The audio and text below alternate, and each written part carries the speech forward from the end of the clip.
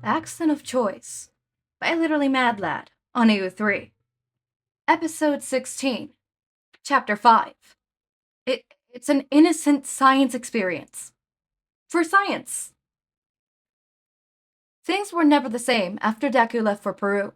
In fact, Katsuki was certain they would never be. And it started with his teeth falling out.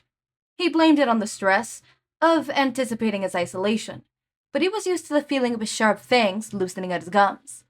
But when the first of them fell into his palm, his tongue passed over the flat bud of a tooth. Flat. Katsuki's teeth were not intended to be flat. Sure, he had an omnivorous diet, especially more so now than his access with plant-based foods that was increasing, but he was still crunching through fish bone on a daily basis. Perhaps it's just the one, Katsuki thought, but the next day proved him wrong, when 3 more teeth fell out and were replaced by flat, misshapen teeth. If Deku were here, he would have a fit. Katsuki kept the teeth in his den to share with Deku later. His new teeth were sensitive and ached, and only continued to do so every last one of his fangs fell out. Only 4 of his teeth were noticeably sharper than the others, but it wasn't enough to tear into the fish skulls anymore the way he used to. His first attempt left him debilitated with sharp pangs across his own skull, cursing in agony. But Deku would be back soon, and he'd come back with answers. Deku promised him answers. On the 4th day of Deku's trip, Katsuki was noticeably glunt. His appetite hadn't changed, but the amount of his teeth could manage was far less than anticipated. He'd never had this issue before. Usually a new set of teeth were ready to chomp with straight out of the gate, but something was wrong with these ones. He stuck to eating plants, which were the most prevalent in the main pool. Deku had closed off the skylight with a square, wooden structure on which sat a tarp weighted down by concrete.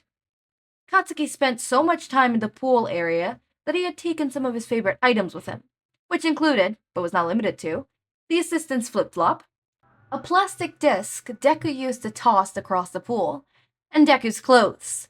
He used the clothes to pad his makeshift den at the very bottom of the pool where he could coil up in a crevice like a snake. Katsuki's days blurred together in between new developments. There was a lump growing a quarter down its length of his tail, and the pain he had could really only be attributed to the fight he had weeks ago. But that was weeks ago. These pains were deeper than bruises. His tail would often cramp in uncomfortable positions in the middle of the day when he tried to sleep. The worst was when the cramps twisted his tail into awkward positions, rendering him useless in the water. His dead weight would drop him to the bottom of the pool, where he would slam his fist repeatedly against a rock to distract himself from the taut, invisible wire that his tail is gripped. In the middle of Katsuki's morning, Katsuki's tails had been crunched in an awkward position. The end of his tail looked as though it had shriveled up, still black as if charred on a grill. His scales had lost their shine. Katsuki pushed his reservation to the back of his mind. Every last one of them declared this issue far beyond Deku's capability, or even the assistant's skill set, for that matter. This was far worse than any physical therapy he had done with the assistant.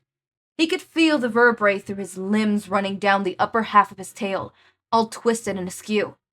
He awoke with an agony cry, cursing as he gripped at the turmoil, like a hard bulge just to the left of his visceral fin. It twisted to the side, straining against his scales. He turned to the ground, screaming, but the water stung his lungs in a way that he wasn't familiar with. His throat closed up around the gasping. When he had tried to breathe with his gills, he found them stiff and stale against his neck and ribs. He churned at them, chest straining. He needed air. Katsuki pushed off the floor of the pool, reaching for the surface. His fins were stiff like wooden planks on the dock. His tail weighted him down, unmoving. With a scream, he wrenched himself up by the arms, thrashing his hips to gain momentum. In doing so, his scales tore against the rocks. Bubbles lifted from Katsuki's throat with an agony cry. The tears ripped down along with the stretched, broken scales of his tail, where they had cracked around the broken bones under the surface. As the bones came free, pale white flesh came with them. A thick, transparent gel suctioned to them, and it peeled into straps as they separated from his former scale of a tail. The appendage propelled him to the surface with clumsy momentum.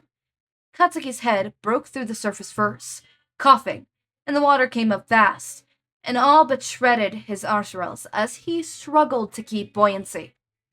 He clawed for the dock, shaking. His tail felt fragile and thin under him, and with barely any support, he heaved himself up onto the docks. The loss of his tail weighted him, made it impossible. Minutes later, he looked down. Where the black scales used to be, now laid two lopsided, fishy legs. They were smooth, like the rest of him, and as they dried, they had the same porous texture that Deku's skin had. But they were attached to Katsuki. Okay, wow. Jesus. Katsuki. What the fuck is happening? You're human!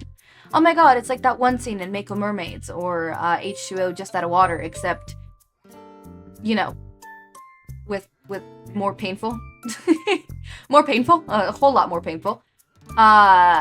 Next chapter is called Ode to Be a Merman Among Barflies.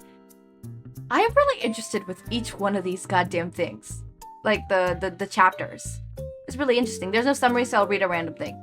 He maneuvered up to a slightly larger opening between a collapsed rock and a patch of solid clay, but then his lungs were screaming. But his stubbornness refuted it. He wouldn't turn back, not now. Huh. Interesting. What is he doing? Okay. I wonder how Izuku's gonna react to coming back and seeing, human Katsuki. Yep, human Katsuki. He's a human now.